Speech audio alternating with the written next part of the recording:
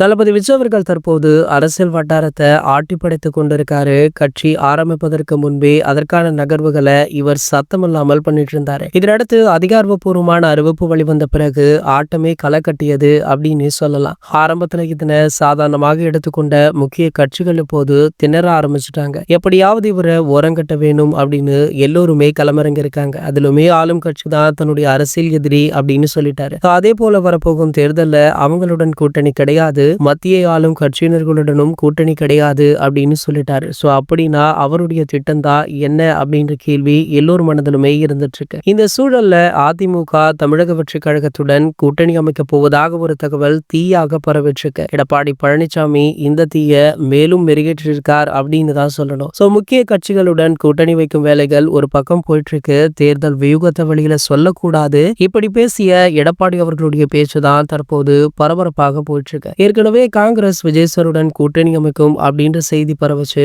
தற்போது இந்த தகவல் ட்ரெண்டாகி வர நிலையில விஜய் சார் தான் இறுதியான முடிவெடுப்பார் அப்படின்னுமே சொல்லப்படுது. அதுல பிஜேபியுடன் அதிமுக கூட்டணி வைப்பது குறித்து அவர் ஏற்கனவே விமர்சித்துட்டும் இருந்தாரு. சோ அப்படி இருக்கும் பொழுது 2026ல இந்த கூட்டணியுடன் அவர் இணைவது சாத்தியம் கிடையாது அப்படின்னு சொல்றாங்க. சோ அரசியல் களத்துல இது சாத்தியம் கிடையாது, அது சாத்தியம் கிடையாது அப்படின்னு நம்மளால சொல்லவே முடியாது. இது எப்ப வேண்டுமானாலும் மாறலாம் அப்படின்றதுனால சோ வெயிட் பண்ணி பார்க்கலாம் என்ன நடக்குது அப்படின்றத. இது போன்ற செய்திகளை பத்தி நீங்க உடனே தெரிஞ்சுக்க நம்மளுடைய சேனலை மறக்காம சப்ஸ்கிரைப் பண்ணிக்கோங்க.